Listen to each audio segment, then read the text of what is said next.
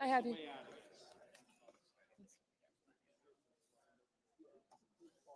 Senators voting in the negative: Baldwin, Bennett, Blumenthal, Blunt Rochester, Cantwell, Duckworth, Durbin, Fetterman, Gallego, Gillibrand, Hassan, Heinrich, Hickenlooper, Hirono, Kane, Kim, King, Lujan, Merkley, Murkowski, Murray, Padilla, Peters, Reed, Rosen, Schiff, Slotkin, Warner, Warnock, Welch, Whitehouse, and Wyden.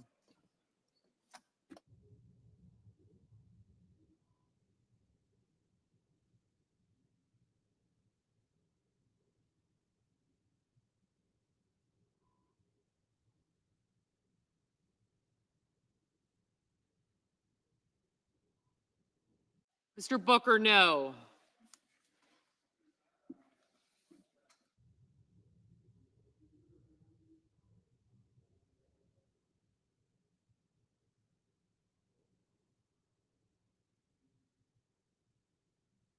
Ms. Smith, no.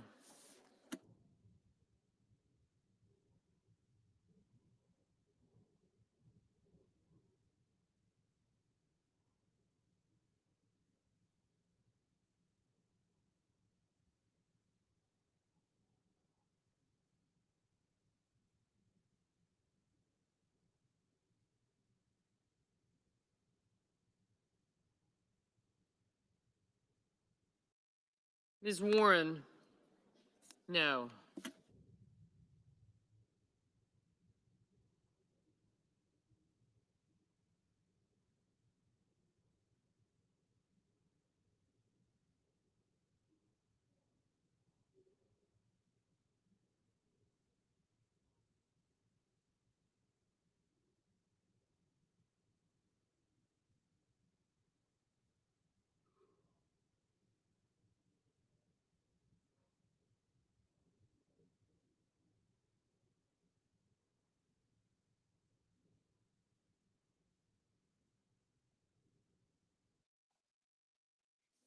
Mr. Marshall, aye.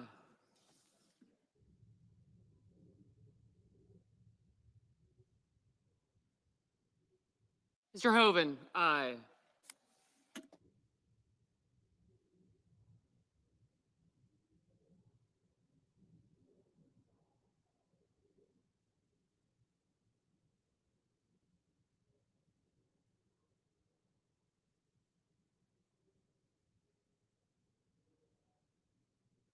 Mr. Sullivan, aye.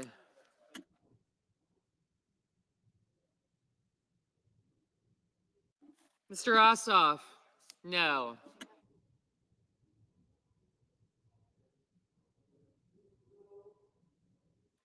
Mr. Banks, aye. Mr. Schatz, no. Ms. Also Brooks, no.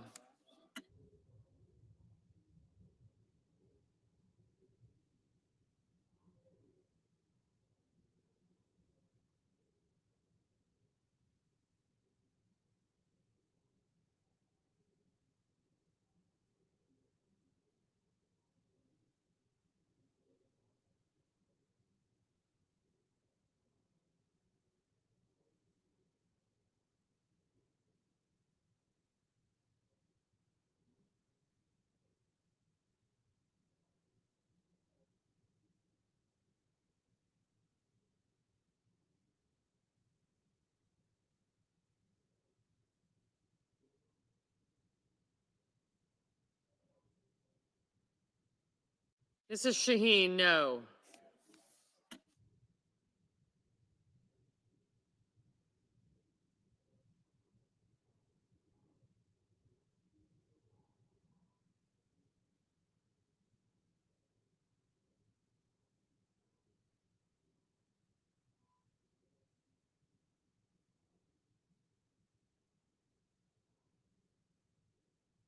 Mr. Kelly, no.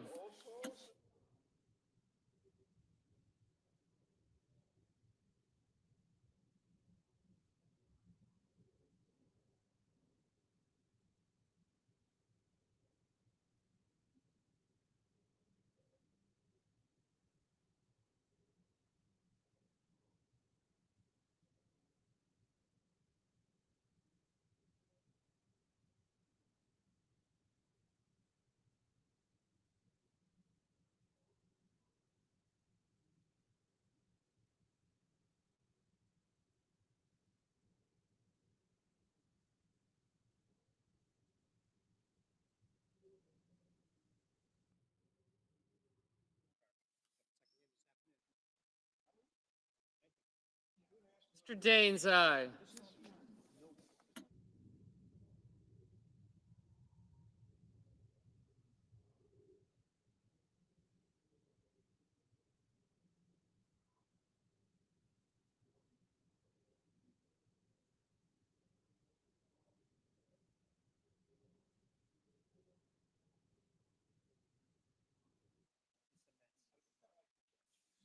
Mr. Markey?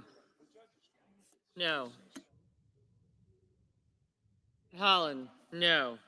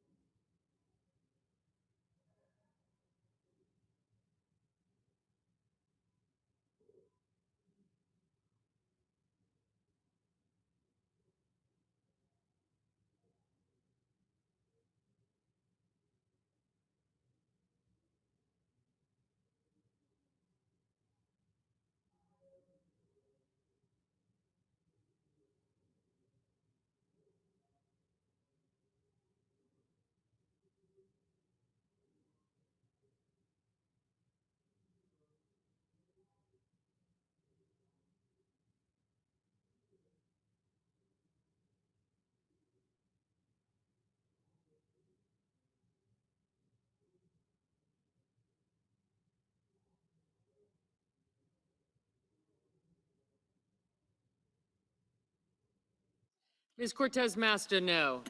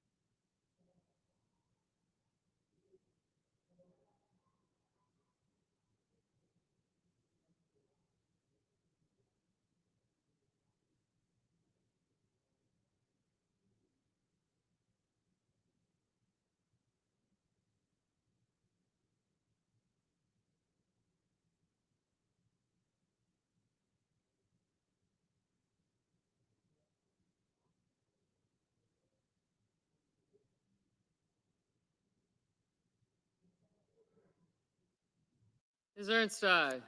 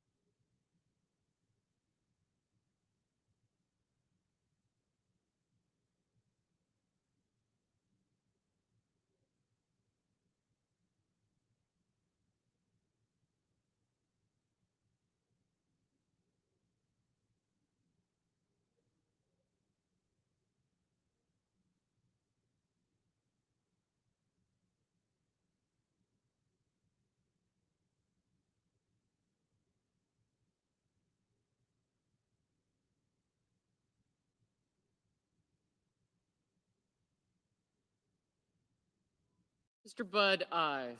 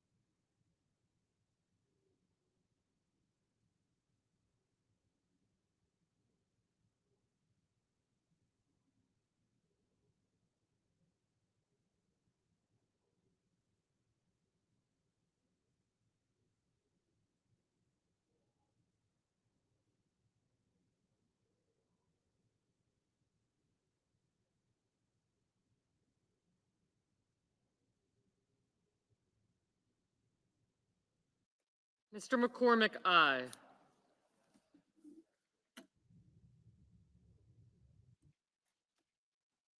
Ms. Klobuchar, no. Mr. Marino, aye.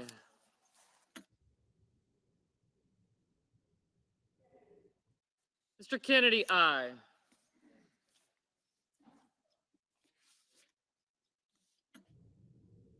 Mrs. Moody, aye.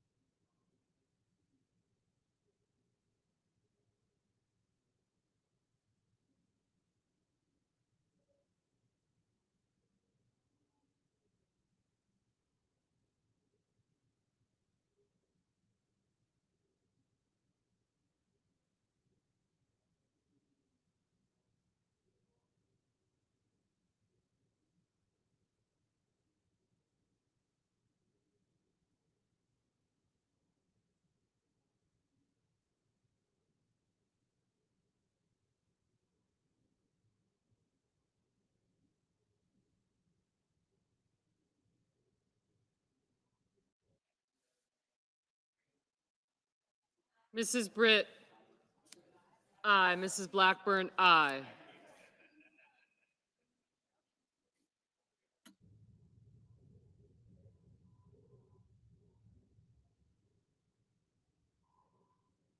Mr. Johnson, aye.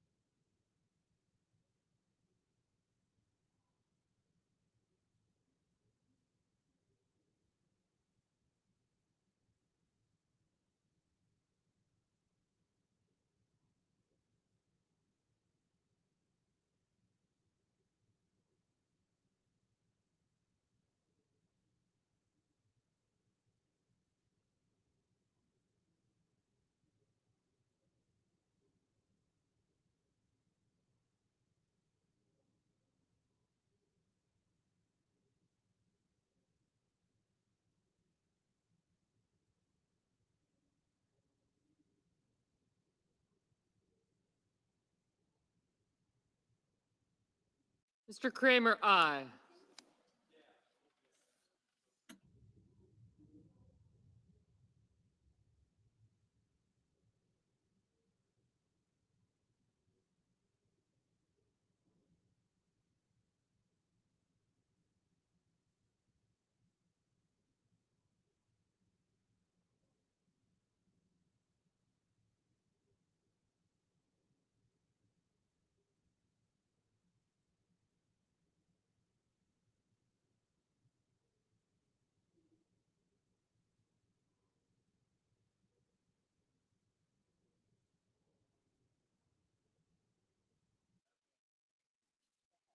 Mr. Schumer, no.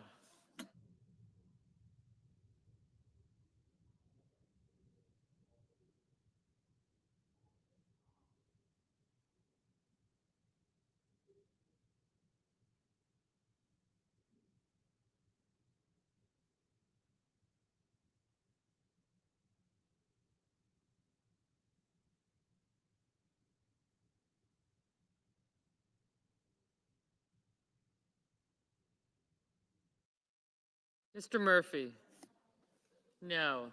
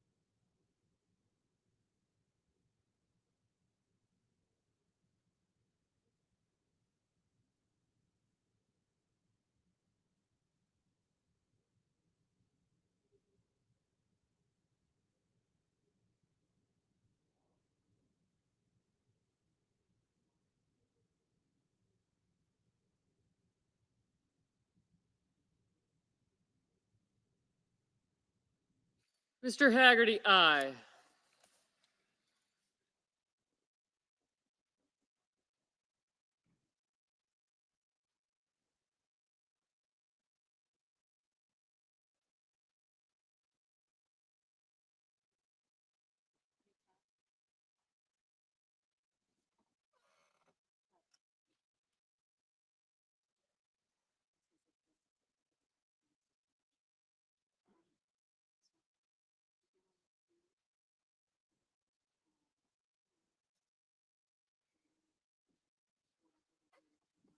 Mr. Coons, no.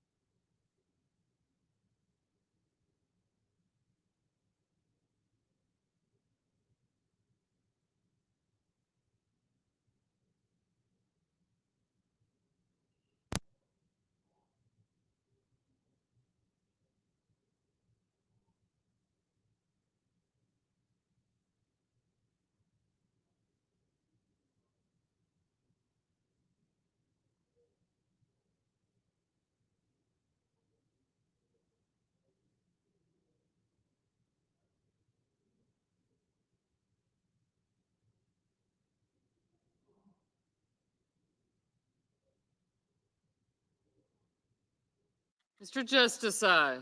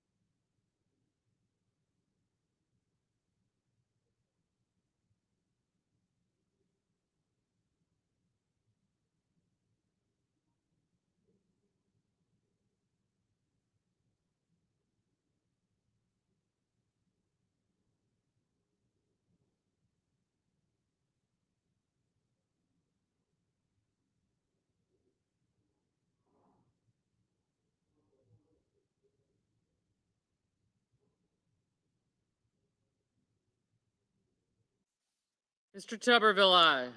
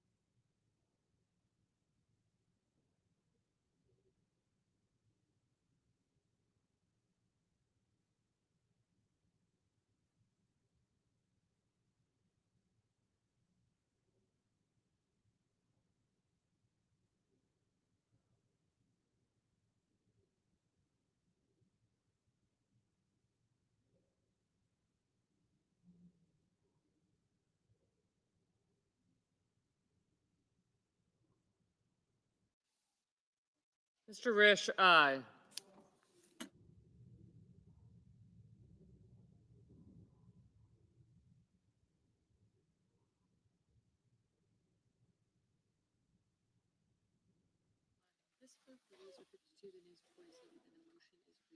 On this vote, the yeas are 52, the nays are 47, and the motion is agreed to.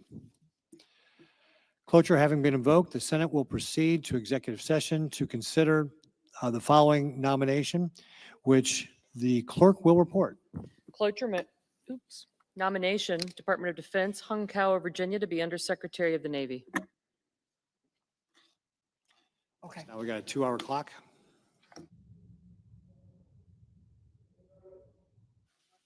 Senator from North Carolina. President, on Saturday, I was in Western North Carolina for the day because that marked the 1-year anniversary of the landfall of Helene, and in a place that a hurricane's never really been before, about 200 miles inland, and the Smoky Mountain range. In North Carolina alone, Mr. President, it had an impact land-wise equivalent to the state of Massachusetts. About a dozen river basins were at historic 100-year flood levels. And the damage was tremendous. The loss of life, 108 people in North Carolina alone, more than 250 people by the storm. $59.6 billion in damages. It's actually the most expensive storm in North Carolina's history, breaking the previous record of $30 billion by Hurricane Florence back in 2018. 74,000 homes damaged or destroyed.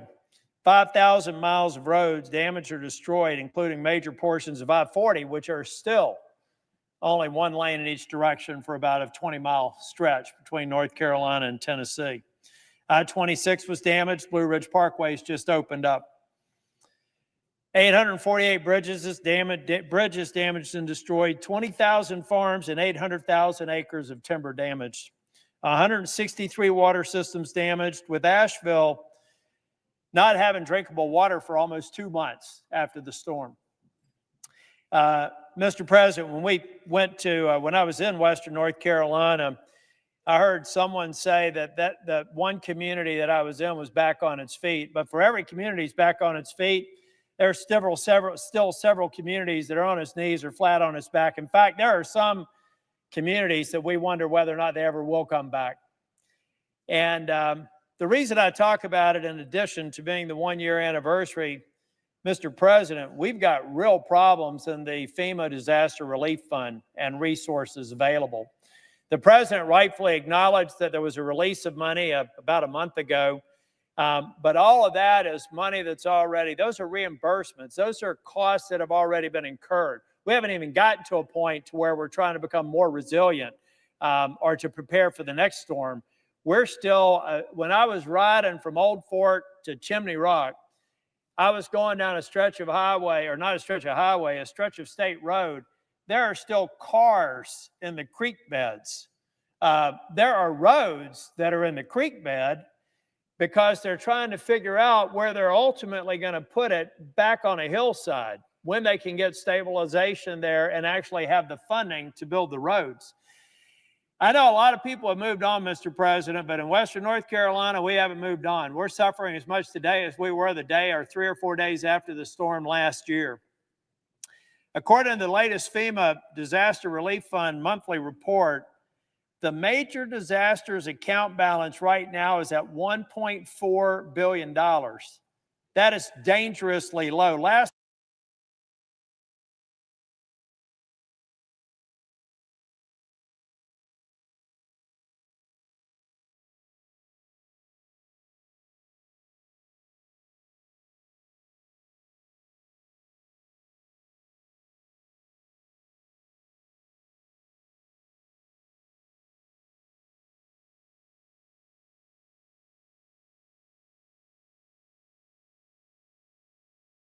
disasters account balance right now is at $1.4 billion.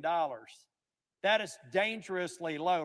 Ladies and gentlemen, we're in a shutdown posture right now. We have storms in the Atlantic and more storms forming off the coast of Africa, and we are not prepared for another major disaster should it hit this weekend. Nor do we have the money that we need to help communities across this country, especially in Western North Carolina, recover from Helene. The House passed continuing resolution that we tried to vote on this week had $22.5 billion for the FEMA Disaster Relief Fund. But that money's not here today because we're in a shutdown posture. We're not funding any area of government, but we're especially hurting the Disaster Relief Fund and FEMA. And the only thing standing in our way is a simple vote to continue funding at levels that my Democratic colleagues have agreed to before. Ladies and gentlemen, we don't have a CR that the president or that the majority leader has decorated with ornaments. We call it like decorate some of these spending bills like a Christmas tree. This is a simple continuing resolution to spend at the level we were spending yesterday. There's nothing more to it. There's money in here to help with disaster relief, but there's nothing more. This shutdown is hurting people in North Carolina. This shutdown will hurt more people. When I lost the season last year in the tourist season to the Blue Ridge Parkway and the Great Smoky Mountain Parks, that was a hurricane. That was an inland hurricane, a disaster. This year, it's the disastrous vote of the Democrats not allowing us to continue to fund at the levels that we did yesterday. We're not asking for anything more than that. We're asking for time to negotiate the premium tax credits, the ACA credits that I'm on record as saying we do need to find a good place for that. It's not about canceling them. But folks, we can't even get to that if we can't agree to something as basic as can we spend today what we did yesterday? And I know that there are several members on the other side of the aisle that would like to move with a clean CR and get to that negotiation. And I'm just speaking on behalf of people in North Carolina, particularly Western North Carolina, that are struggling mightily. I hope that we can get back to funding the government, that we can plus up the disaster relief fund, and that I won't have to come to the floor next week to see who's going to be against this unanimous consent for doing just that. Let's do our job. Let's get back in business. Let's get the government funded, and let's help the people in North Carolina and dozens of disaster declared places all across this country. Thank you, Mr. President. President. Senator from Massachusetts. Mr. President, in July, when Republicans voted on the first spending bill for 2026 with cuts that would knock 15 million people off health care, I stood right here and I asked my Republican colleagues in the Senate to grow a spine and stand up for Americans. We are here today because the Republicans refused. Instead, Republicans bowed down to Trump, and now people all across this country will suffer. Let's be clear. Republicans shut down the government because they rather make health care more expensive than keep the government running. That is literally where we are right now. Republicans control the House, Republicans control the Senate, Republicans control the White House.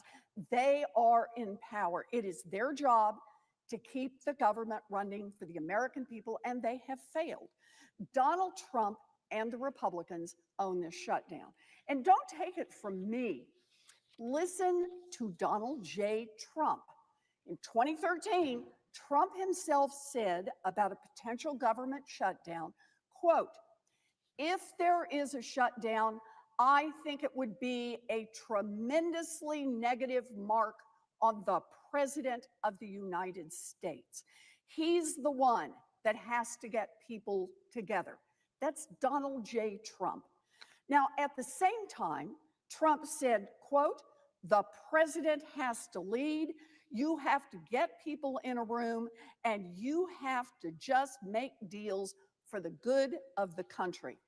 Donald Trump today should listen to Donald Trump from yesterday. Instead, Trump, Mr. Art of the Deal, hasn't been able to cut a deal for the most basic government functions. Wow. As Trump said, that is a tremendously negative mark on the President of the United States. Let me say it again. Democrats are fighting to roll back the Republican cuts that will take away health care from millions of people and raise health insurance premiums for millions more. That's it. That's what we're asking for. We have been asking for months to negotiate over this, and the Republicans have said no. What are they doing right now? Are they making counteroffers? Are they saying we could go this far but not this far? Nope. They are simply saying no. So now, when a family is forced to the brink of bankruptcy from one bad medical diagnosis, Trump and the Republicans own it. Republicans insist that those health care cuts go through. When community hospitals have to shut down, Trump and Republicans own it. When kids with cancer can't get treatment because potentially life-saving research grants come to a screeching halt, Trump and Republicans own it. When insurance premiums skyrocket, Trump and Republicans own it. Healthcare in America was already broken, but Trump and Republicans are making it much, much worse. They ripped away money that covers mamas giving birth and neighbors who need wheelchairs and home health aides, and they handed it over to giant corporations and billionaire CEOs. Democrats believe that no one should go bankrupt because they got sick and needed to see a doctor. So Democrats are here to say, we are willing to fight for families who need health care. If Congress is going to pass a budget for the United States government, then Democrats want saving health care for millions of Americans just to be part of that deal. Democrats have made that clear, and Republicans have refused even to talk about it.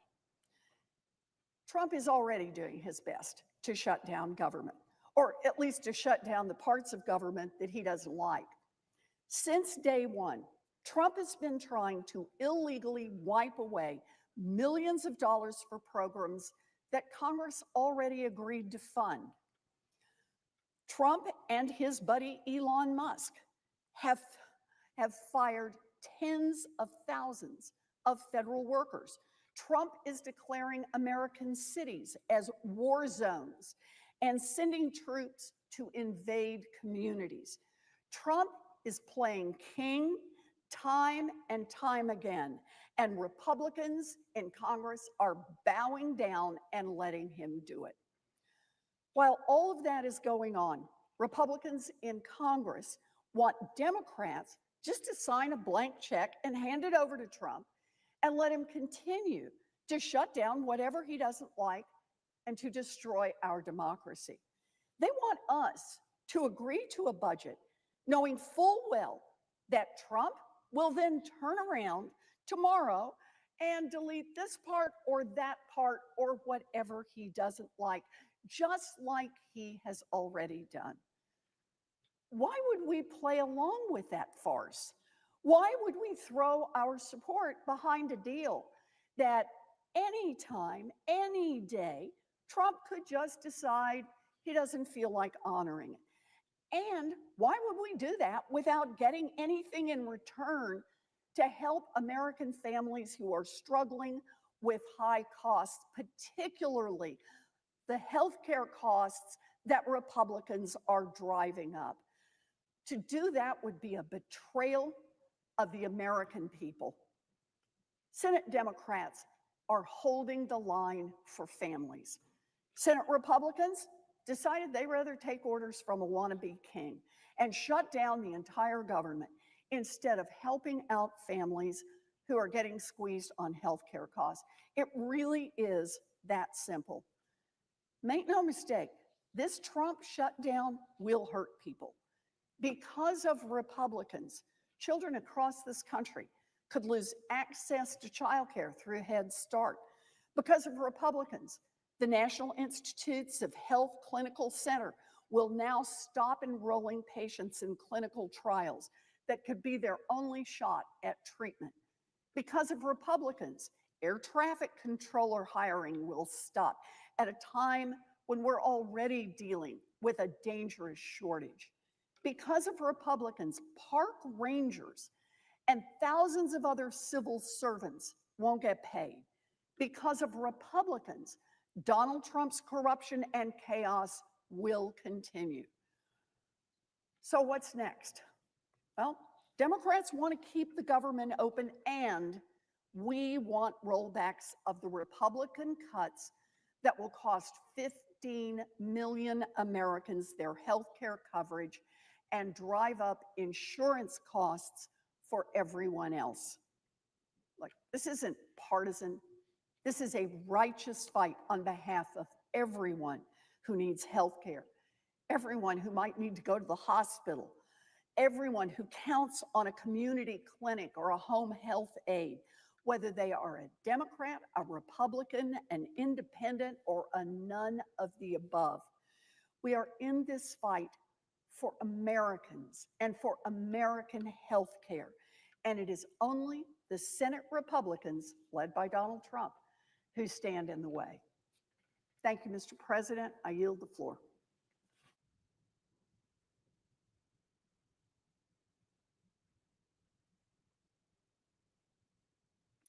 Mr. President. Senator of West Virginia. Mr. President, as I was sitting and listening, I feel like I'm living in an alternative universe here sometimes. And I'm sure the American people feel this way. Are people being hurt today? You're daggone right they are. They're being hurt because Senator Schumer and his following will not quite simply reopen the government so we can begin negotiations on some of the issues that are a part of this disagreement. So I'm a senior member of the Appropriations Committee, and one of my most important responsibility is to make sure that the government stays open and working for the people that we represent. That's why I'm so deeply disappointed to be standing here today in the midst of a totally avoidable government shutdown, all because the Senate Democrats refused to join us as Republicans in supporting a common sense, short-term, nonpartisan continuing resolution. And we've seen Leader Thune pick it up in his hands. Very simple. Let's just keep the government open till November the 21st, discuss these issues, finish the appropriations process, and move on. But let me be clear what that short-term continuing resolution was designed to do. It is not a gimmick. It is not a gimmick. It's the same legislation that the Senate Democrat leader brought before this body 13 times and had it passed. It's not a partisan maneuver. It's a straightforward measure to keep critical services in operation while giving Congress the time that we need to finish our work on appropriations through regular order the way that we used to do it. And some of our Democrat colleagues have agreed with us in the last several votes. So bottom line, we don't have to be where we are, and we really shouldn't be here because this position is untenable. We have a path forward. It's so easy. It's so easy. When people are watching this, they're hearing us try to, blame one person or the other. The easy thing is turn around and vote to reopen the government, and we can begin to have our conversations. We have a path forward. It requires the Democrats to come to their senses, quite frankly, and vote for this reasonable measure. The Senate has already passed 3 appropriations bills, which is 3 more than we passed under their leadership last year. And we have 5 more that have received heavy bipartisan support in committee and are ready for a full Senate vote. That would be CJS, Defense, Interior, Labor H, which I chair, and TTHUD, which is the Transportation, Housing, and Urban Development Bill. That's progress. That's responsibility. That's what we're here for. That's us doing our job. But in order to complete the process, we need time. And the continuing resolution is that bridge of time to keep the government open while we finish our work. So unfortunately, the Democrats have chosen a different path. They have chosen to shut down the government. That's where we are today. The government is shut down. They made a political calculation, all based on politics, appeasing their far left base instead of doing the right thing for the American people. And unfortunately, hardworking families all across this country who rely on critical government services are the ones who are suffering. Government shutdowns have real consequences. In West Virginia, our businesses and our federal workers face uncertainty about their pay. Families who rely on essential benefits are put in limbo. It's scary for people.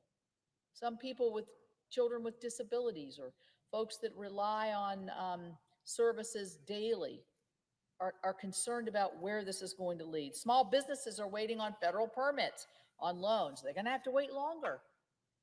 And while so many others are told yet again, as we see, the politics of Washington is coming before the people. My state of West Virginia has the 3rd largest amount of federal employees. We're situated quite close to the District of Columbia. So all of those public service who are bearing the brunt of this nonsense, please know how much I value your contribution every day and that I'll work tirelessly to get you back to work, to get you back to that certainty that you need. The shutdown is just so avoidable and it's so unacceptable. But you know what? As Republicans, we're not giving up because we never do. And as Leader Thune has indicated, we will continue bringing forward opportunities for the Democrats to join us in reopening the government. We'll keep voting to do the right thing and give them a chance to do the same. The American people expect Congress to be responsible stewards of their tax dollars. I know that's what my constituents in my home state of West Virginia want me to do. They expect us to keep the government functioning. I can't even believe I'm having to even say this because it's just such a given. They want the government open while we debate our differences. That's what we're supposed to be doing. We're supposed to be debating, not shutting down the government. And that's what the Republican CR would have allowed us to do. So I urge my colleagues across the aisle, quit playing the political games, end the shutdown, and join us in funding the government. Let's finish our work on the appropriations process, and let's return to the regular order process that we have begun at the beginning of the summer, because it brings transparency, accountability, and bipartisanship back to the appropriations process. We have it in committee. We need to have it on this floor. It's what West Virginians deserve. That's what the American people deserve. That's what they expect. Quite frankly, that's what they expect every day. These young people on the floor are getting to hear a debate, and I'm sure it's one that they'll remember. And I'm sure they're thinking to yourself, it's a simple thing, reopen the government. Reopen the government. Why was it closed in the first place? For a political stunt that's not working. They're boxed in. Let's just say, okay, let's open, let's begin our discussions, and let's solve the problems that we have in front of us. So with that, Mr. President, I thank you, and I will yield the floor. Mr. President. Senator from Nevada. Thank you, Mr. President. I rise today to mark the 8th anniversary of the worst mass shooting in modern American history. And today, as I give this speech, far too many Americans across the country are reeling from the pain of shootings in their own communities. This country is seeing a horrifying increase in mass violence that doesn't just destroy the lives of the victims, it tears apart families. It leaves loved ones with an unfillable hole in their hearts, and it brings communities to the breaking point. I've seen it firsthand. 8 years ago today, a man gunned down 58 people at the Route 91 Harvest Music Festival in Las Vegas, Nevada. More than 800 people were wounded in that chaos, and 2 people later succumbed to their injuries. That day and those that followed were some of the toughest for all of us. Me personally, my niece was attending that festival, and I remember the overwhelming relief that I felt to learn that she was safe and okay. But I also remember spending time at the reunification center with the families of the missing festival attendees, praying with those families, crying with those families, watching them as they were hoping and praying that their loved ones would return to them. Some were lucky, but many were not. Our city, our entire state of Nevada, felt lost. But I will tell you, out of this horror came something miraculous. In the aftermath of 1 October, Nevadans came together to support each other. People came out in droves to give blood. There were lines around the block. They donated money, food, clothing, and they lent a helping hand to those who had lost so much. I will tell you, businesses, community organizations, and law enforcement did what they could to ease the burden of the families who had been impacted. And I worked across the aisle with my colleague, Republican Senator at the time, Dean Heller, to get financial relief for the victims. Our city united in the face of this tragedy, and we came out of it Vegas strong. I am forever touched by those incredible efforts to shine a light in the darkness. But even all that good cannot erase the scars left behind by this massacre. Its victims were innocent people who went to a music festival to enjoy themselves. It didn't matter what they did for work or what they believed or who they loved. They were actually gunned down indiscriminately.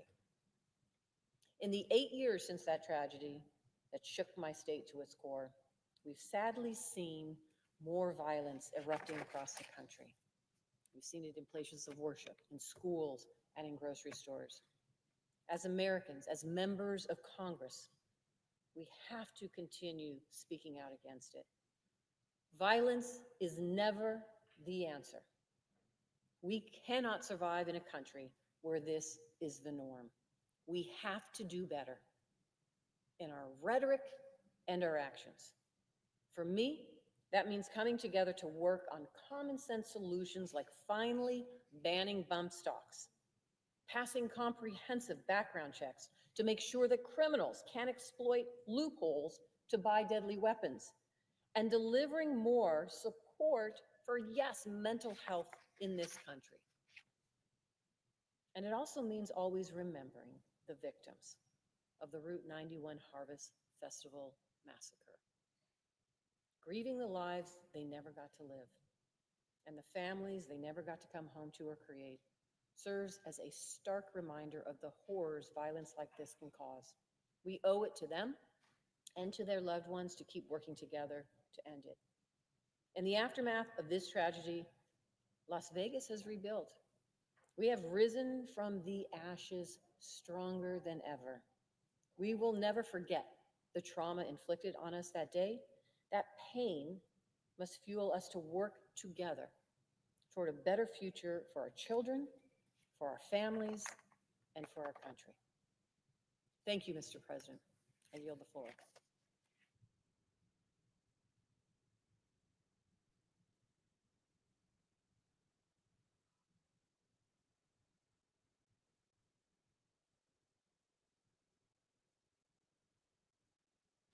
Clerk will call the roll.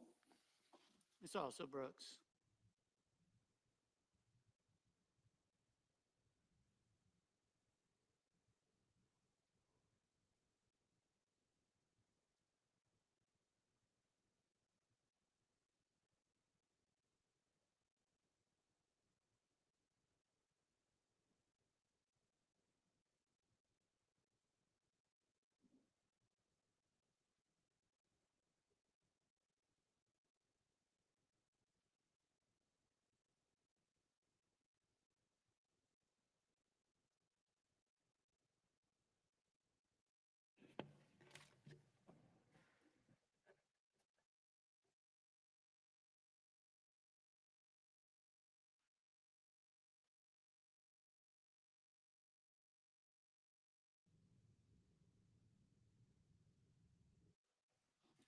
Senator from Kansas, I ask unanimous consent that the quorum call be lifted. without objection. Mr. President, it's been a sad day, a set of sad days in my hometown in Kansas.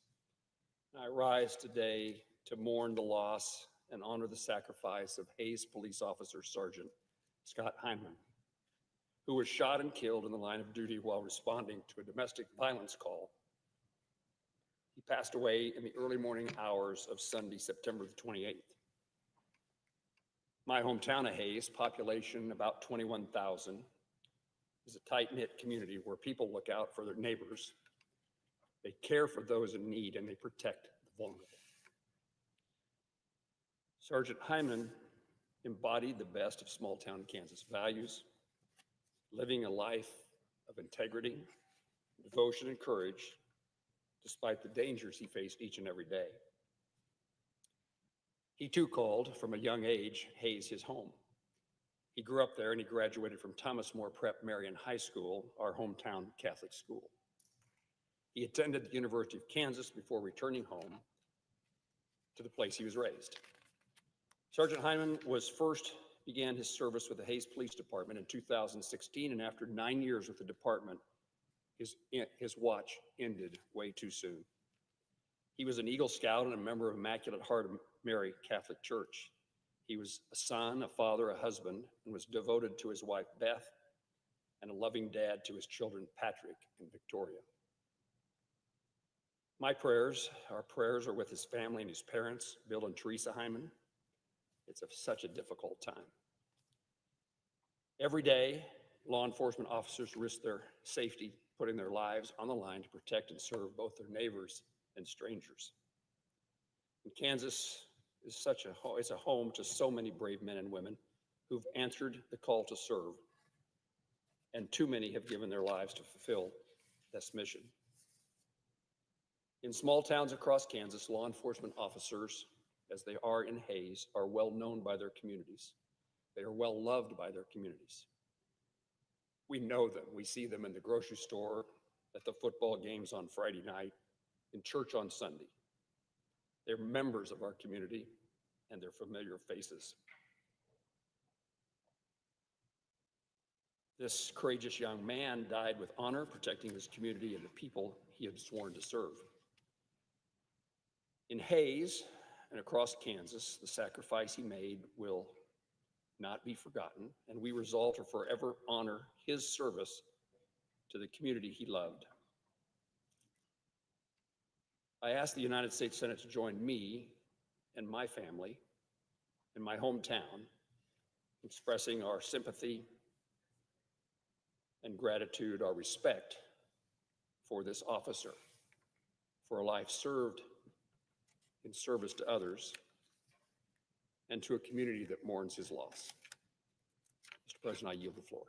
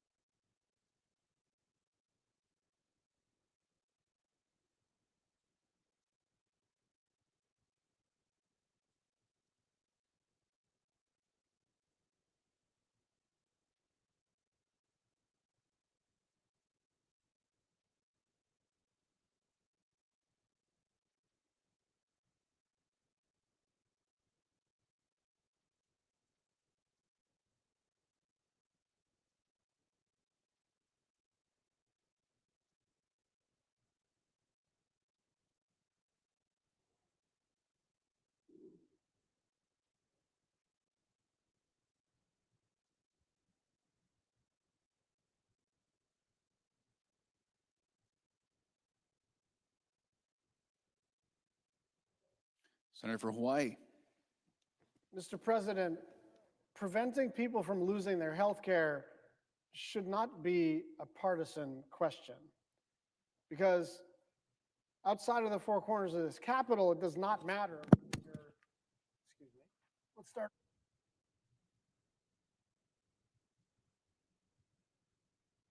President, preventing people from losing their health care should not be a partisan issue,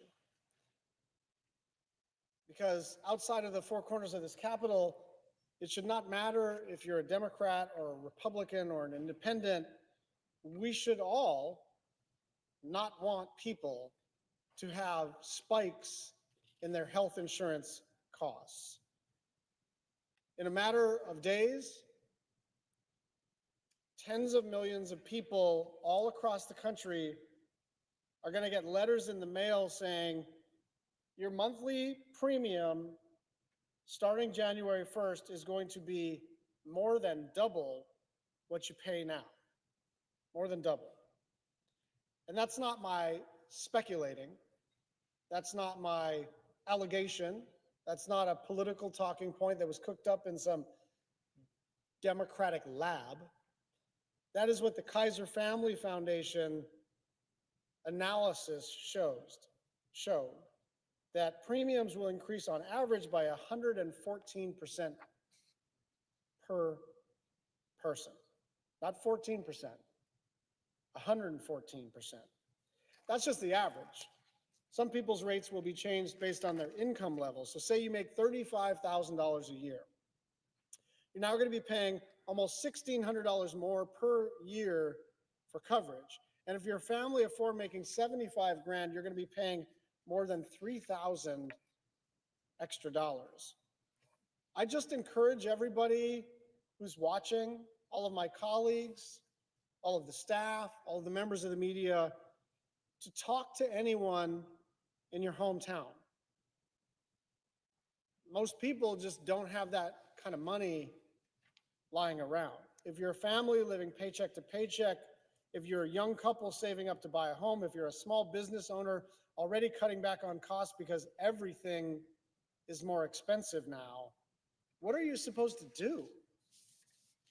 This is not a crisis the Democrats have cooked up to score political points. The reason for the urgency is that October 1 is the day that people are going to get letters from their insurance carriers telling them that this is happening. Open enrollment begins in exactly a month. People are scared about how they're going to pay for their health care, or if they are going to have it at all. There are a lot of people who just can't absorb this extra cost. It's not like you can buy a little less of something. When you're at the grocery store, and for instance, vegetables are now 39% more expensive, well, you still got some money in your pocket. You're going to buy fewer vegetables and more of the cheap stuff, which is why, by the way, hamburger helper purchases have spiked. So people are making these adjustments to the fact that everything has gotten more expensive. But with health insurance, you can't turn the dials like that. You can't buy a little less health insurance. You either can absorb the cost or you cannot. And if you cannot, you will go without health insurance. And here's the thing that people need to understand. This directly impacts about 24 million people, okay? Now that's enough for us to pay enough attention and try to come up with a bipartisan solution. But the truth is that we already know what happens when people lose their health insurance, right?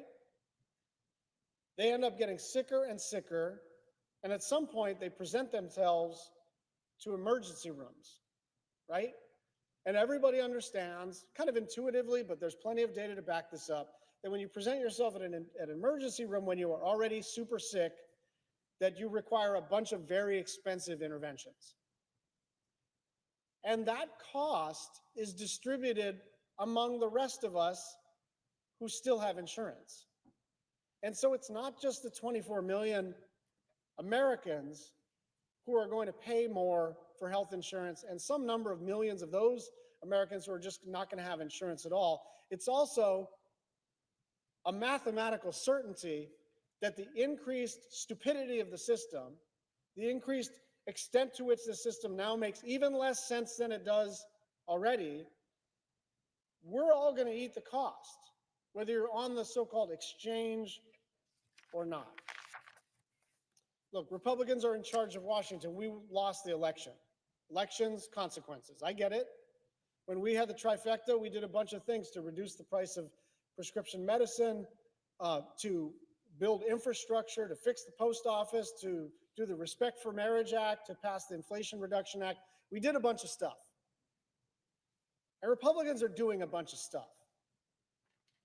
But we're trying to hand our Republican colleagues a lifeline because prices are going to spike everywhere. And I said this yesterday, and I mean this. If we were a little more cynical, we might just say, this is your problem. Why don't you guys just stew in it? Because this is, frankly, electorally, a very powerful issue. People are going to be really pissed when they get these letters in the mail. They really are. And so the super cynical, election-oriented thing for us to do would be simply to say, good luck with all that. But maybe it's a strength of the Democratic caucus, and maybe it's a weakness of the Democratic caucus, but we just care too much about people to let that happen. And so we are simply asking, in the context of this shutdown, to jumpstart a negotiation about how to prevent a 114% increase in the cost of healthcare for 24 million Americans. And look, the cost of electricity is not just up, it's double the inflation rate. The cost of groceries is spiking. The cost of raw materials to build a house, spiking. The cost of basically anything you want to buy at a Walmart or a Costco or a Target or a Safeway or a Food Lion or wherever you go is spiking. And all of that is a consequence of both inflation and tariffs.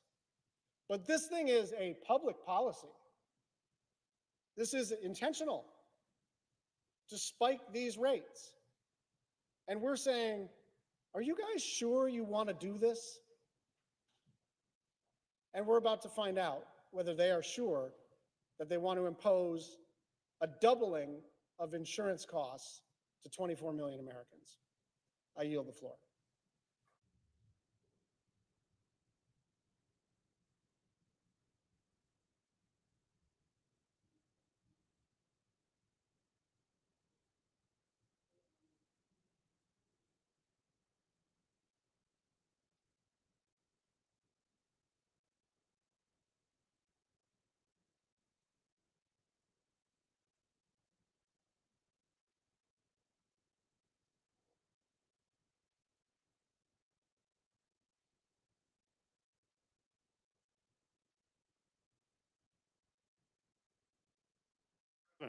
Senator from Michigan. Mr. President, yesterday I came to the floor to warn that a critical cybersecurity protection that has been in place for a decade was set to run out and expire at the end of the fiscal year. I urge my colleagues to pass a bipartisan, clean 10-year extension to keep these important national security protections in place. Unfortunately, one of my colleagues, just one of my colleagues objected, and as of midnight, they have now expired. As a result, we are without this critical line of defense. Our economy, our infrastructure, and our government is exposed. It is now going to be a more challenging effort to protect businesses and critical infrastructure against cyber attacks. At a time, Mr. President, when you know that our adversary attacks continue to grow more aggressive and more sophisticated. This law was passed with strong bipartisan support, and the support remains strong in both chambers. Even the Trump administration agrees, and the White House and the Department of Homeland Security support a 10-year extension and want to see this bill passed.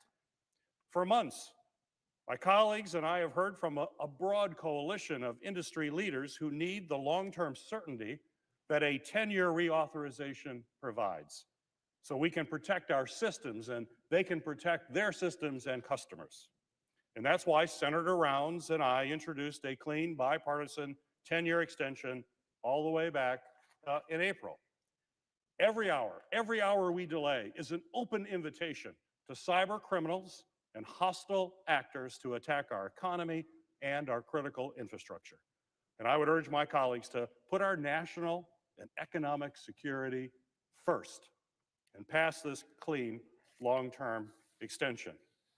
As if in legislative session and notwithstanding Rule 22, I ask unanimous consent that the Committee on Homeland Security and Government Affairs be discharged from further consideration of S 1377 and the Senate proceed to its immediate consideration. That the bill be considered read a third time and passed, and the motion to reconsider be considered made and laid upon the table with no intervening action or debate. Is there objection? Mr. President, Senator from Oklahoma. reserving the right to object. As Mr. President, as you know, the CISA reauthorization is also included in the clean CR that we're also trying to be able to pass with this continuing resolution. On behalf of Chairman Paul, he has asked me to be able to come and object.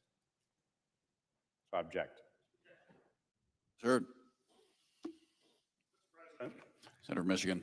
Mr. President, the CR has not passed. We are now vulnerable right now. As my colleague from Oklahoma knows, we are now vulnerable. I do not know when that continuing resolution will pass. Every day that goes by, we are susceptible to a cyber attack. Who is going to answer for that when it occurs? Because we did not act here. And we also know that even if the CR were to pass, it's a couple months. We need to have long-term certainty. That's what we've been hearing from all of the folks in the cybersecurity industry. It's why the Trump administration is saying we need to pass a 10-year extension and we need to do it now. It's why members in the House, both Democrats and Republicans, overwhelming support there. There's overwhelming support in this chamber right now. I assume if we had a vote today, it would be overwhelmingly passed. Why do we risk the security of our country from cyber attacks? Why don't we pass common sense legislation? That's what the Senate should do. I know we have issues that we debate all the time, but when there's overwhelming support and the threats to our country are imminent, we should act. And when we don't act, we fail the American people. Senator from Oklahoma. I know of no other further debate on the question. Is there further debate? If not, the question occurs in the nomination. Is there a sufficient second? There appears to be. Clerk, call the roll. Ms. Alsobrooks, Ms. Baldwin, Mr. Banks, Mr. Barrasso, Mr. Bennett, Mrs. Blackburn, Mr. Blumenthal, Ms. Blunt-Rochester, Mr. Booker, Mr. Bozeman, Mrs. Britt, Mr. Budd, Ms. Cantwell, Mrs. Capito, Mr. Cassidy, Ms. Collins, Mr. Coons, Mr. Cornyn, Ms. Cortez Masto, Mr. Cotton, Mr. Kramer, Mr. Crapo, Mr. Cruz, Mr. Curtis, Mr. Daines, Ms. Duckworth, Mr. Durbin, Ms. Ernst, Mr. Fetterman, Mrs. Fisher, Mr. Gallego, Mrs. Gillibrand, Mr. Graham, Mr. Grassley, Mr. Haggerty, Ms. Hassan, Mr. Hawley, Mr. Heinrich, Mr. Hickenlooper, Ms. Hirono, Mr. Hoven, Mr. Husted, Mrs. Hyde-Smith, Mr. Johnson, Mr. Justice, Mr. Kane, Mr. Kelly, Mr. Kennedy, Mr. Kim, Mr. King, Ms. Klobuchar, Mr. Langford.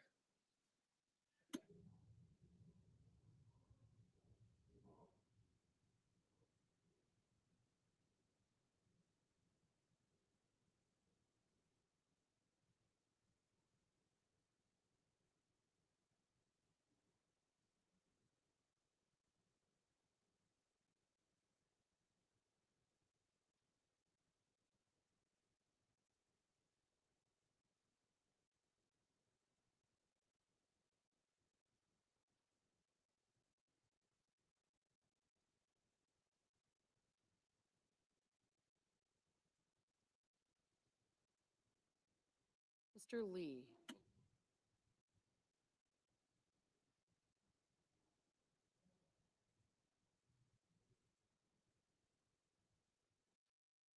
Mr. Lujan.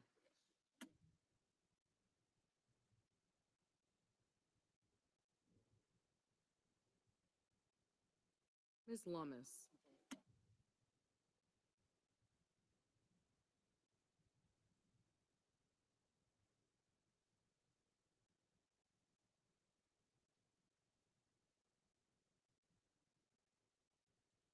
Mr. Markey.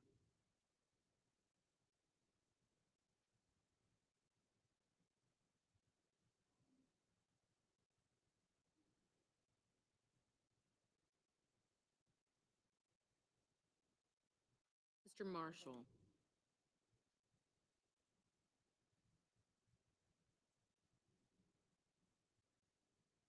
Mr. McConnell.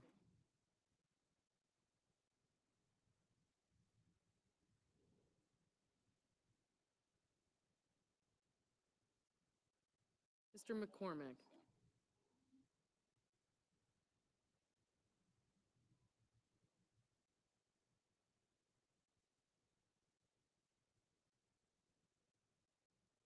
Mr. Merkley.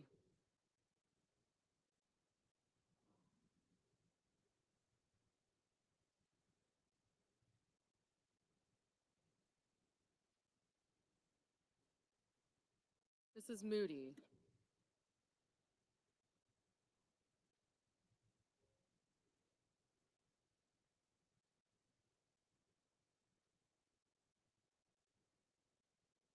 Mr. Moran.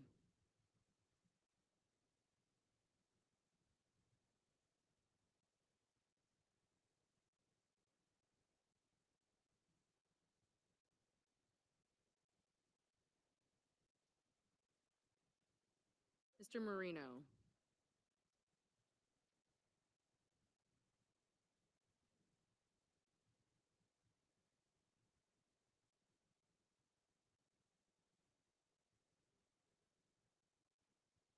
Mr. Mullen.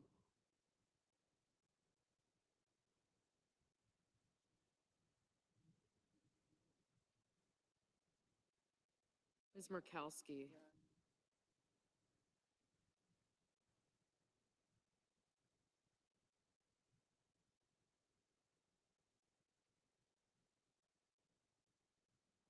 Mr. Murphy.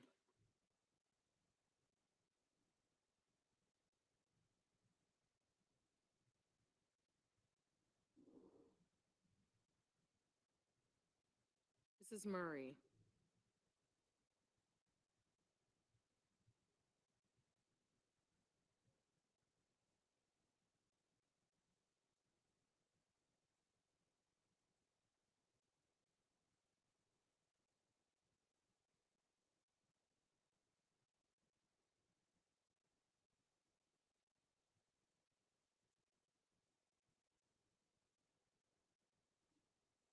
Mr. Ossoff.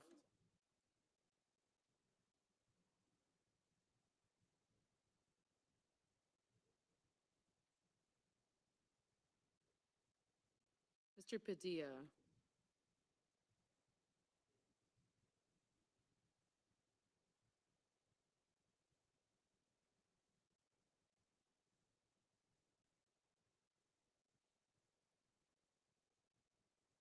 Mr. Paul.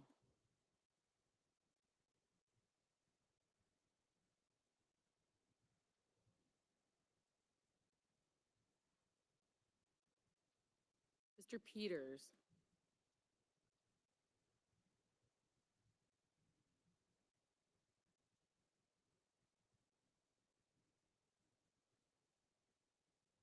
Mr. Reed.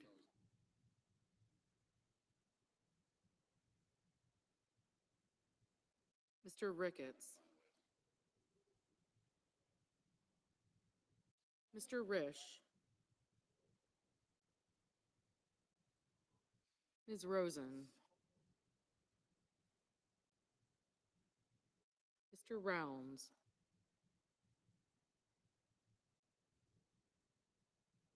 Mr. Sanders.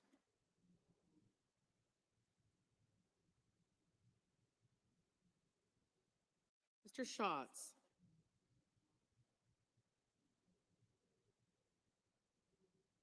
Mr. Schiff.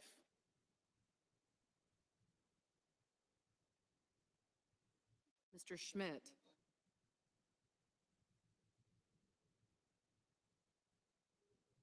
Mr. Schumer.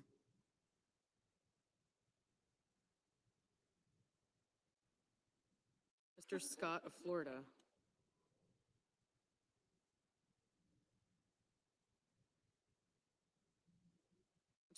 Scott of South Carolina. Mrs. Shaheen. Mr. Sheehy. Ms. Slotkin.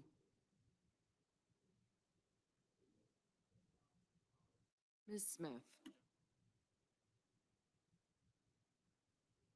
Mr. Sullivan.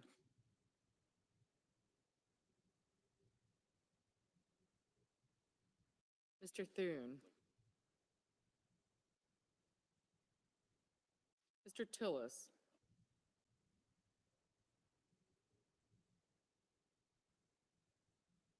Mr. Tuberville.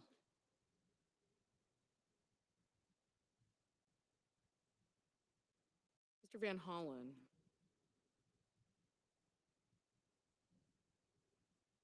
Mr. Warner. Mr. Warnock. Ms. Warren. Mr. Welch. Mr. Whitehouse. Mr. Wicker. Mr. Wyden. Mr. Young.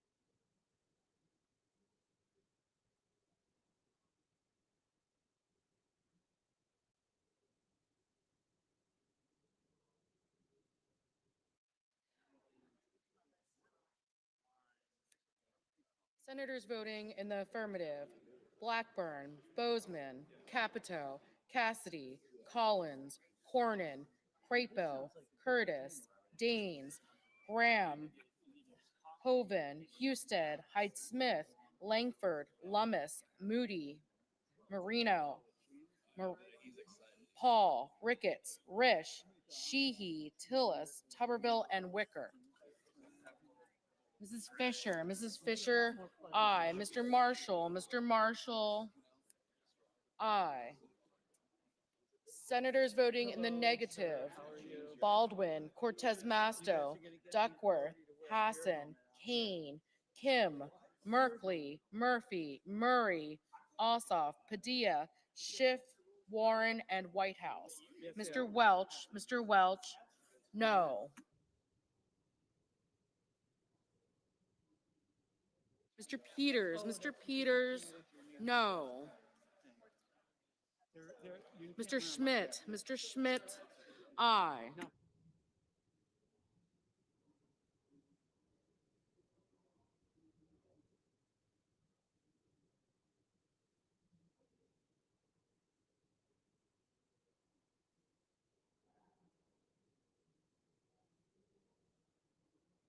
Mr. Lujan, no.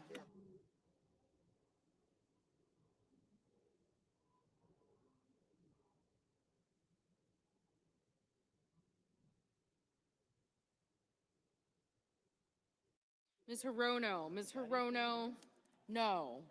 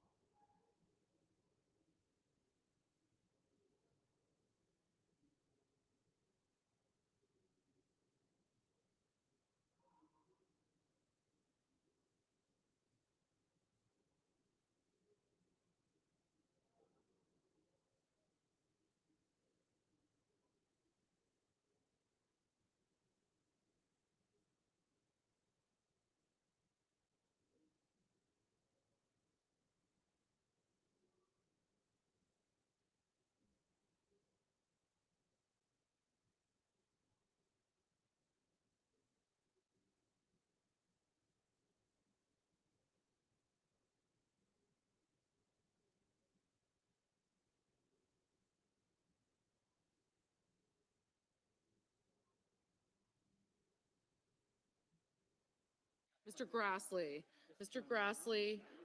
aye.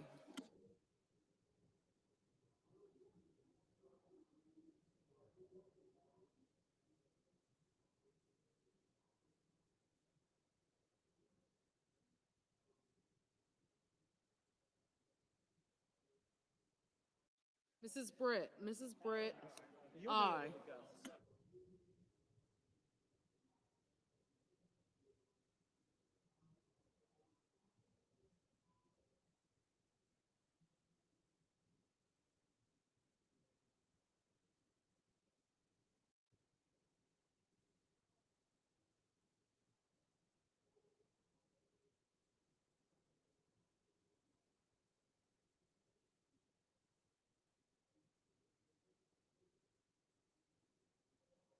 Mrs. Shaheen, no. Mr. Cotton, aye. Ms. Ernst, aye. Mr. Sullivan, aye.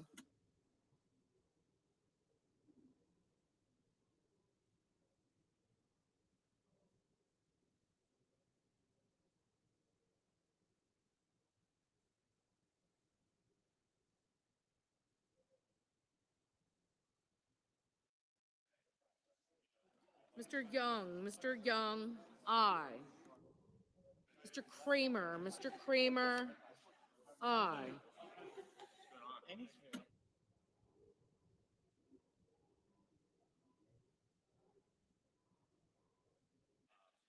Mr. Kennedy, aye.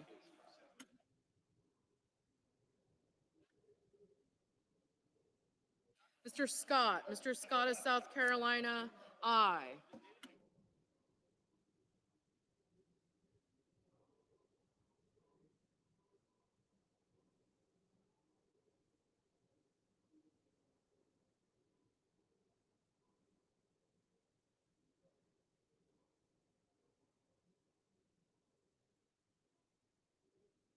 Mr. Heinrich, no.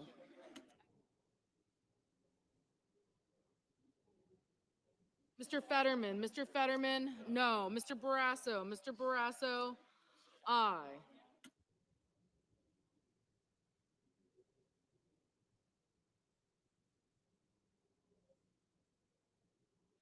Mr.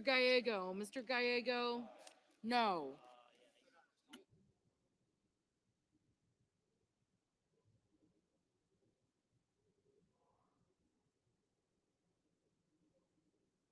Mr. Durbin, no.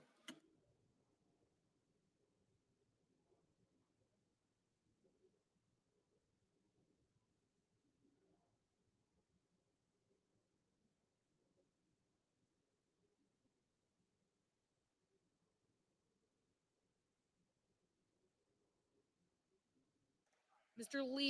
Lee, aye.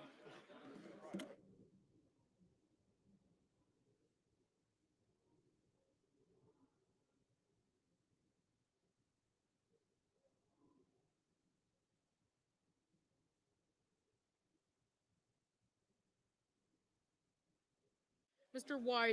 Wyden, no.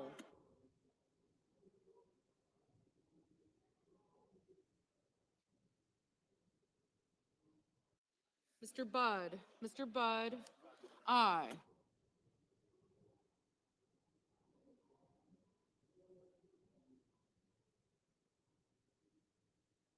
Mr. Banks, aye.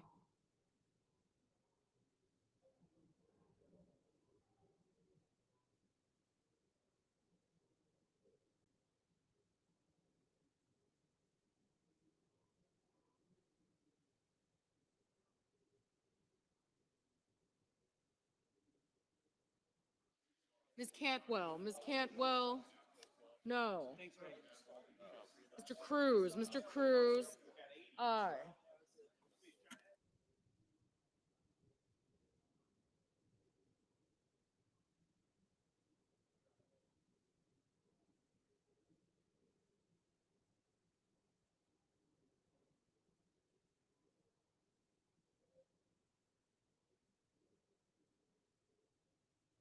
Mr. Van Hollen, no.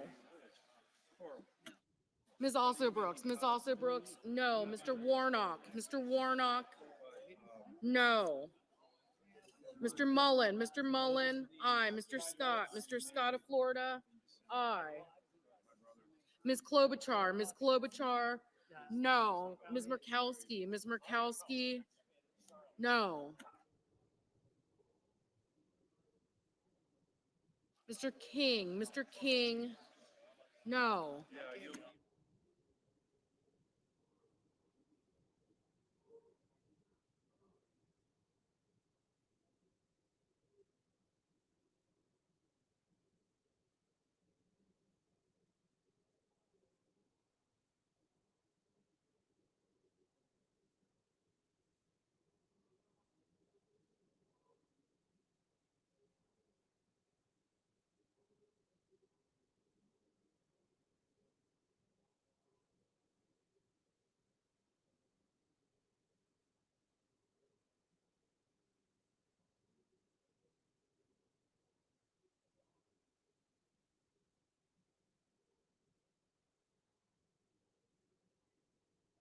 Mr. McCormick, aye.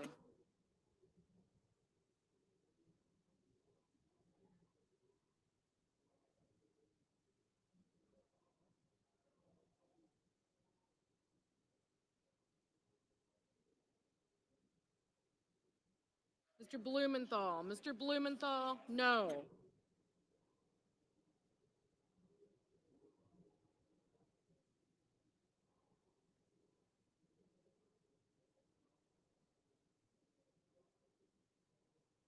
Mr. Rounds, aye.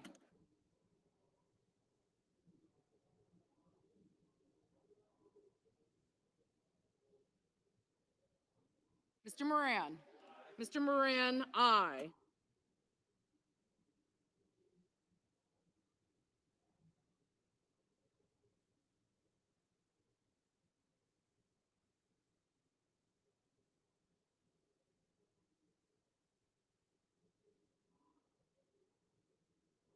Mr. Johnson, aye.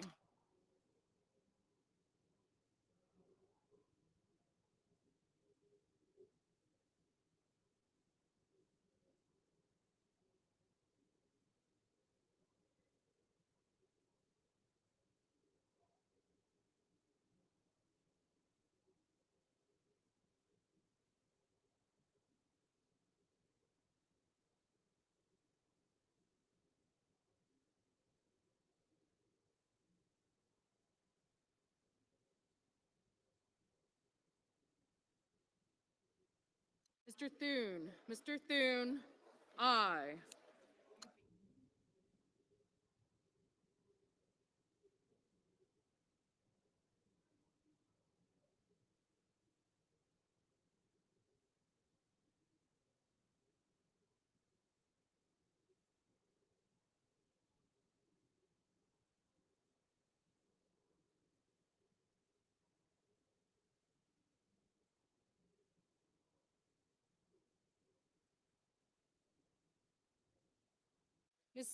Ms. Smith, no.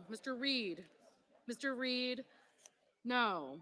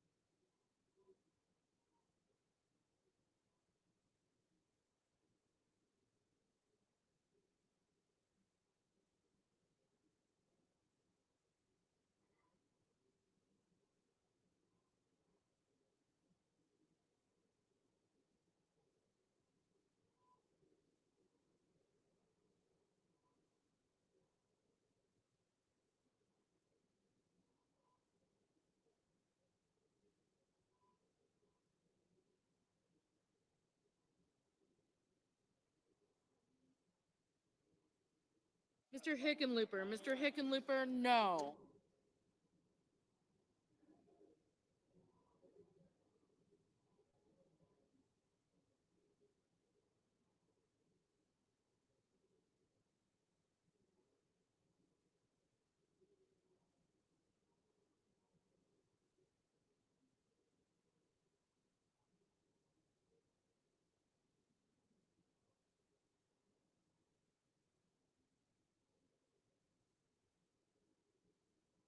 Mr. McConnell, aye. Ms. Blunt Rochester, no. Mr. Markey, no.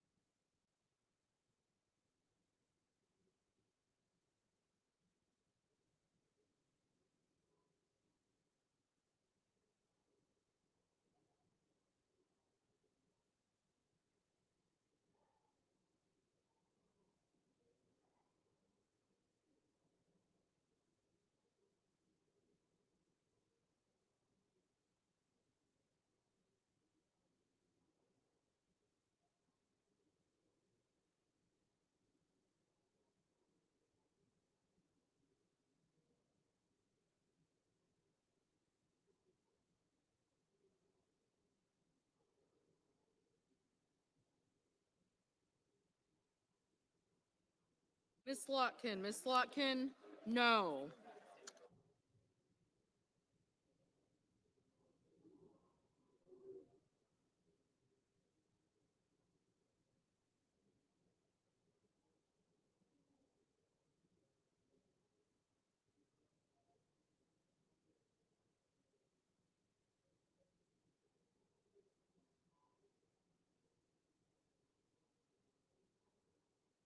Mr. Haggerty, aye.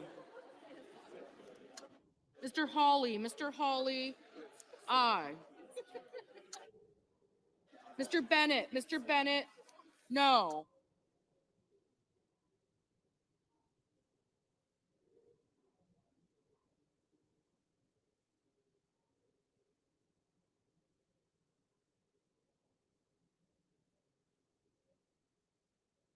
Mr. Justice, aye.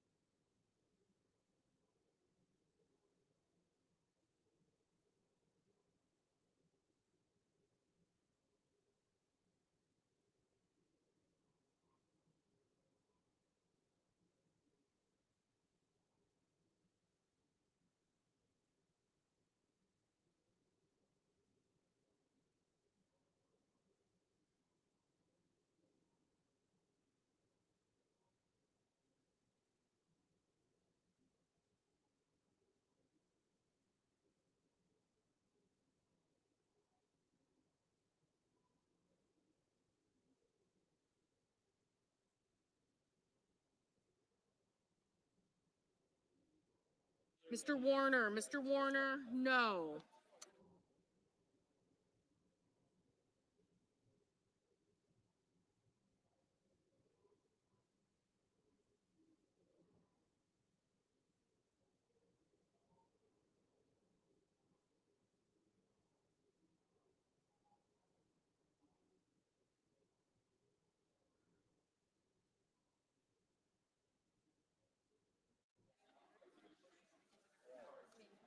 Mr. Kelly, no. Ms. Rosen, no.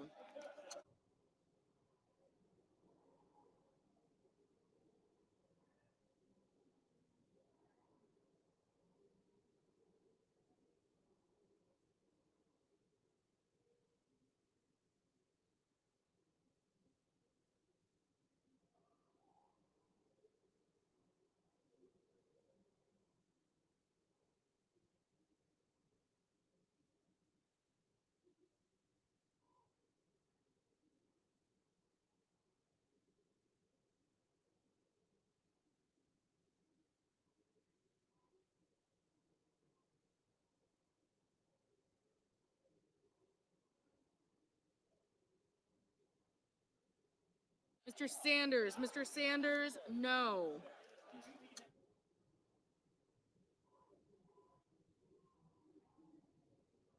Mr. Booker, no.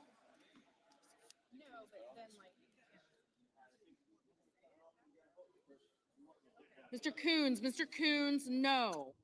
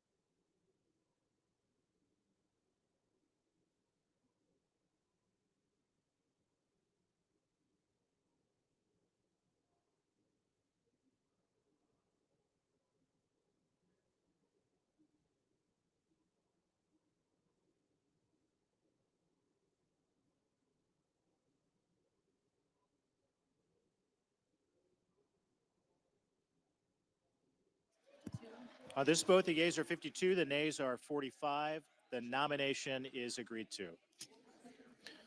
Under the previous order, the motion to reconsider is considered made, laid upon the table, and the president will be immediately notified of the Senate's actions. The clerk will report the motion to invoke cloture.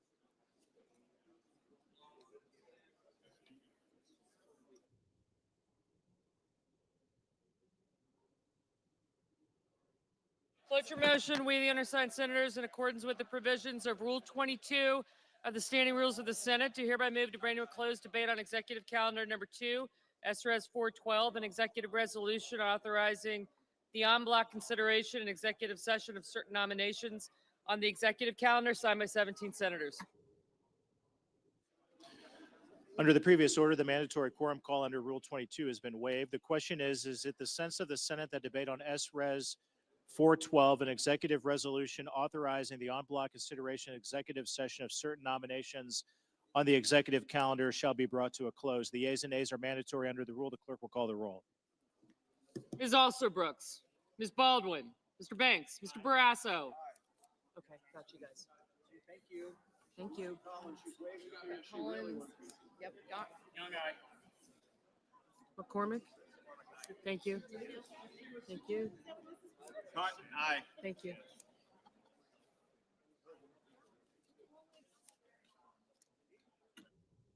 Mr. Bennett, Mrs. Blackburn, Mr. Blumenthal, Ms. Blunt Rochester, Mr. Booker,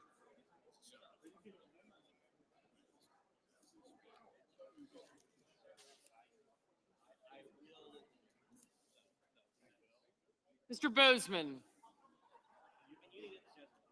Mrs. Britt, Mr. Budd, Ms. Cantwell, Hirono.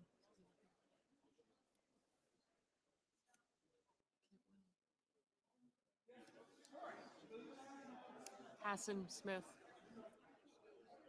Sanders, Kelly, thank you.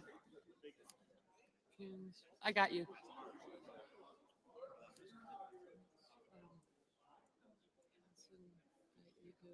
Ms. Alsobrooks, thank you. I got you. I got you.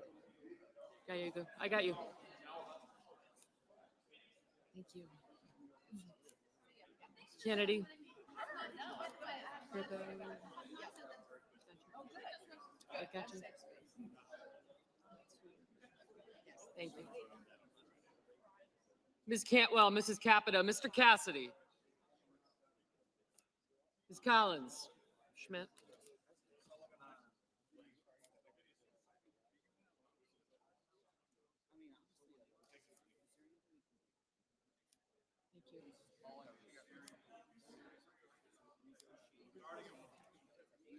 Mr. Coons.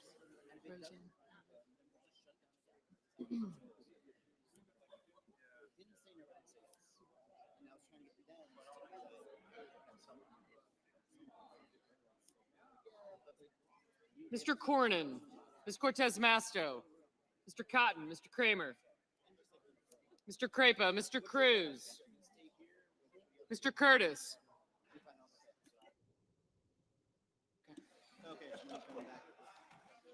Thank you. Mr. Daines, Ms. Duckworth, Mr. Durbin, Ms. Ertz, Mr. Fetterman, Mrs. Fisher, Mr. Gallego, Mrs. Gillibrand, Mr. Graham, Mr. Grassley, Mr. Haggerty, Ms. Hassan, Mr. Hawley, Mr. Heinrich, Mr. Hickenlooper, Ms. Hirono, Mr. Hoven, Mr. Husted. Thanks. Mrs. Hyde-Smith, Mr. Johnson, Mr. Justice, Mr. Kane, Mr. Kelly. We did not get Kane. Mr. Kennedy, Mr. Kim, Mr. King, Ms. Klobuchar, Mr. Langford, Mr. Lee, Mr. Lujan, Ms. Lummis, Mr. Markey, Mr. Marshall, Mr. McConnell, Mr. McCormick, Mr. Merkley, Mrs. Moody, Mr. Moran, Mr. Marino, Mr. Mullen, Ms. Murkowski, Mr. Murphy, Mrs. Murray, Mr. Ossoff, Mr. Padilla, Mr. Paul, Mr. Peters, Mr. Reed, Mr. Ricketts, Mr. Risch, Ms. Rosen, Mr. Rounds, Mr. Sanders, Mr. Schatz, Mr. Schiff, Mr. Schmidt, Mr. Schumer, Mr. Scott of Florida, Mr. Scott of South Carolina. Thank you. I did. Thank you. You too.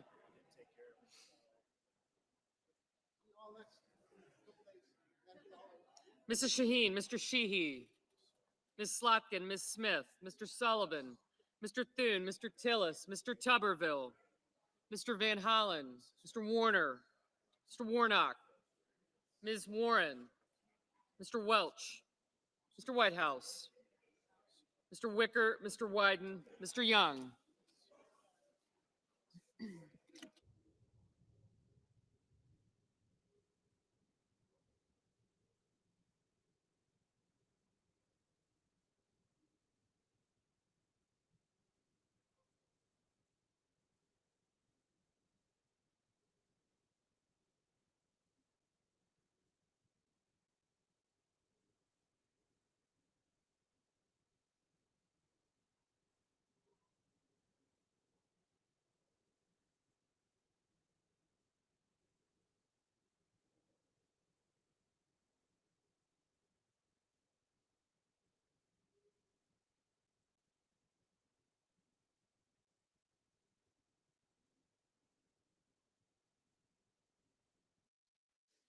Senators voting in the affirmative: Banks, Barrasso, Bozeman, Britt, Budd, Capito, Collins, Cornyn, Cotton, Kramer, Cruz, Daines, Fisher, Graham, Hawley, Hoven, Hyde-Smith, Johnson, Justice, Kennedy, Lankford, Lummis, McConnell, McCormick, Moody, Moran, Marino, Mullen, Murkowski, Rounds, Schmidt, Scott of Florida, Scott of South Carolina, Sullivan, Thune, Tillis, Tuberville, Wicker, and Young.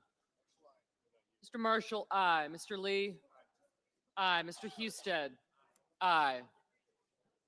Senators voting in the negative: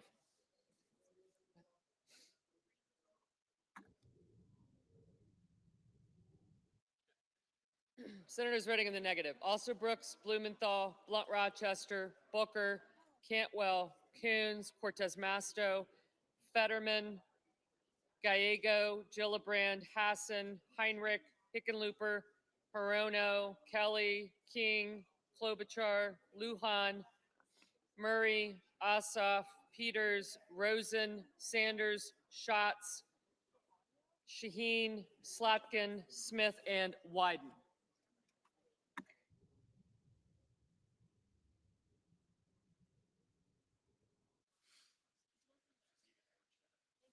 Mr. Van Hollen, no.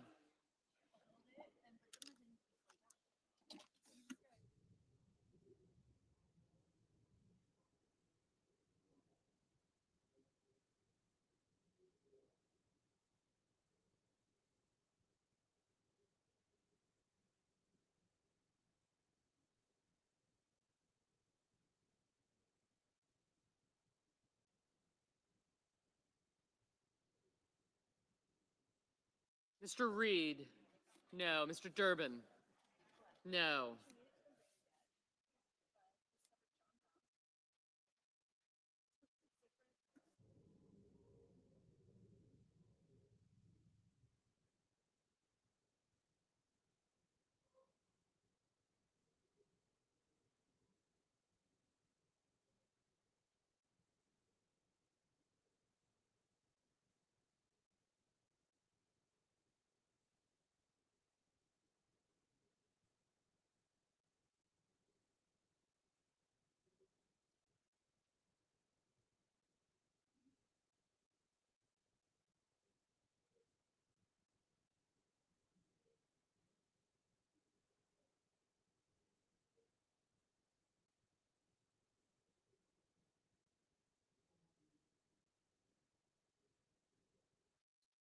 Mr. Merkley, no.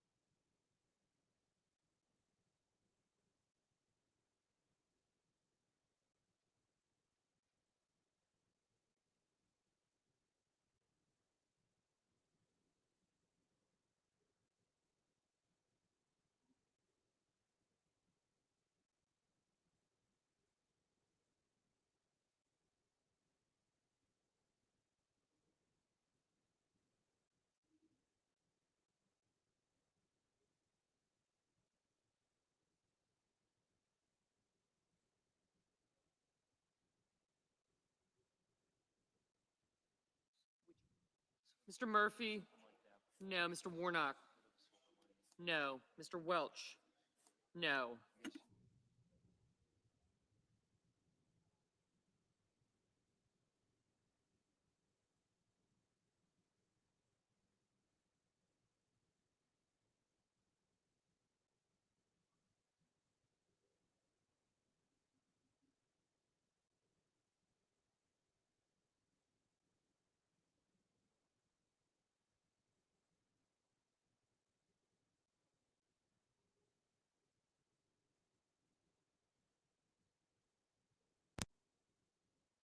Mr. Paul, aye.